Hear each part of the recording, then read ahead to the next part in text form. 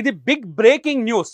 ఏంటి అంటే ఆంధ్రప్రదేశ్లో సెన్సేషనల్గా ఉన్న కోడికత్తి కేసులో నిందితుడు జనిపల్లి శ్రీనివాస్కి ఏపీ హైకోర్టు కొద్దిసేపటి క్రితమే బెయిల్ మంజూరు చేసింది. దీంతో జనిపల్లి శ్రీనివాస్ ఎన్నికలకు ముందు జైల్లోంచి బయటకు రాబోతున్నారు. కాకపోతే హైకోర్టు కొన్ని కండిషన్స్ చాలా స్పష్టంగా పెట్టింది. ఎట్టి పరిస్థితుల్లోనూ జైలు నుంచి విడుదలైన తర్వాత శ్రీనివాస్ ఏ సభలు సమావేశాల్లో పాల్గొనకూడదు, ర్యాలీల్లో పాల్గొనకూడదు. ముఖ్యంగా ఈ అంశాన్ని హైలైట్ చేయగలిగే మీడియాకు ఎటువంటి ఇంటర్వ్యూలు ఇవ్వడానికి వీలు లేదు అని చెప్పేస్తూ స్పష్టమైన కండిషన్స్ పెట్టింది. అలాగే ఇద్దరు వ్యక్తులతో 25,000 పూచీకత్తును సమర్పించాలని చెప్పేసి హైకోర్టు ఆదేశాలు జారీ చేస్తూ ఈ కండిషన్స్తో శ్రీనివాస్కి బెయిల్ మంజూరు చేసింది. గజం కేవలం 23,000 రూపాయలతో 165 గజాల భూమి కేవలం 38 లక్షలు మాత్రమే.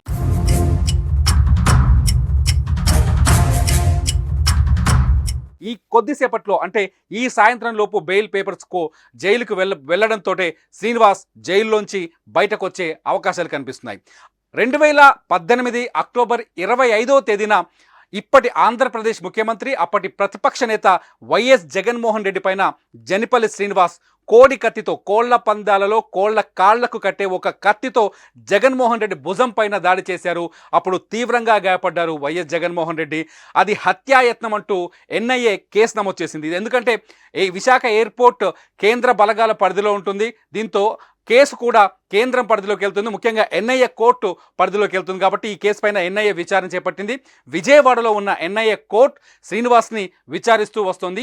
ఆ కోర్టులోనే ఈ కేసు నడుస్తుంది. అయితే జనిపల్లి శ్రీనివాస్కి 2019లో హైకోర్టుకు వచ్చాడైనా తనకు బెయిల్ మంజూరు చేయాలని, ఇందులో తాను హత్యాయత్నం కాదు రకరకాల కారణాలు చూపించి బెయిల్ కోసం హైకోర్టులో అప్లై చేసుకున్నారు. 2019లో ఏపీ హైకోర్టు ఒకసారి జనిపల్లి శ్రీనివాస్కి బెయిల్ ఇచ్చింది. బెయిల్ ఇచ్చిన తర్వాత కొద్ది రోజులకే శ్రీనివాస్ని బెయిల్ రద్దు చేయాలంటూ మళ్ళీ ఎన్ఐఏ పిటిషన్ దాఖలు చేసింది హైకోర్టులో. దీంతో మళ్ళీ ఆ పిటిషన్ని అంగీకరించింది కోర్టు. శ్రీనివాస్ బెయిల్ని రద్దు చేసింది. దీంట్లో మళ్ళీ శ్రీనివాస్ జైల్లో ఉన్నారు. అప్పటి నుంచి ఇప్పటి వరకు 2024 వరకు, అంటే 2019 నుంచి 24 వరకు శ్రీనివాస్ జైల్లోనే మగ్గుతున్నాడు. శ్రీనివాస్ కుటుంబ సభ్యులు అన్ని రాజకీయ పార్టీల చుట్టూ తిరుగుతున్నారు. శ్రీనివాస్ తల్లి అనేక సార్లు మీడియా ముందుకు వచ్చింది. తన కొడుకును కాపాడాలని చెప్పి తీవ్రమైన ఆవేదన వ్యక్తం చేసింది. అంతా జరుగుతుంది. ఎందుకు శ్రీనివాస్ ఇంతకాలం జైల్లో ఉన్నాడు, ఎందుకు అతనికి కోర్టు బెయిల్ మంజూరు కాలేదు అంటే దీనికి ఒక పెద్ద రీజన్ కనిపిస్తుంది. ఏంటంటే 2018లో ఎవరైతే దాడికి గురయ్యారో వైఎస్ జగన్మోహన్ రెడ్డి ఈ కేసులో ఎన్ఐఏ కోర్టులో ఖచ్చితంగా సాక్ష్యం చెప్పాల్సిన అవసరం ఉంది. ఎందుకంటే ఈ కేసులో ఇద్దరు సాక్షులుగా ఉన్నారు. అప్పటి విశాఖలో ఉన్న ఎయిర్పోర్ట్లో ఉన్న అసిస్టెంట్ కమాండెంట్ దినేష్ కుమార్ ఒక సాక్షి అయితే, రెండో వ్యక్తి వైఎస్ జగన్మోహన్ రెడ్డి రెండో సాక్షి.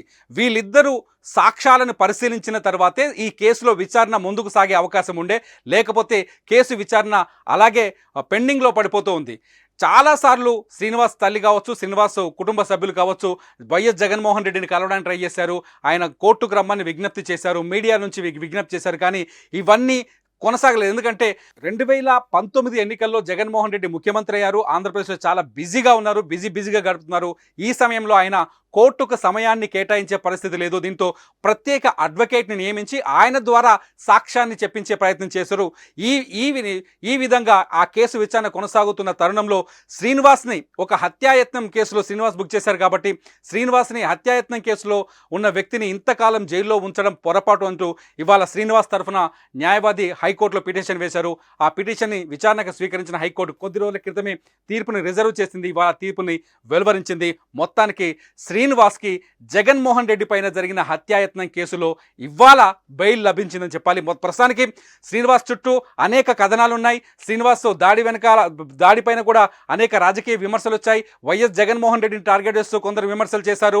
ఇటు టీడీపీ వాళ్ళని విమర్శలు చేస్తూ వైసీపీ ఎదురుదాడులకు దిగింది. ఇదంతా కొనసాగుతున్న తరుణం తిరిగి మళ్ళీ ఇప్పుడు ఎన్నికల సమయం. ఏదైతే గతంలో ఎన్నికల సీజన్లోనే జగన్మోహన్ రెడ్డి పైన దాడి జరిగింది, ఇప్పుడు మళ్ళీ తిరిగి ఎన్నికల సమయం వచ్చేసింది.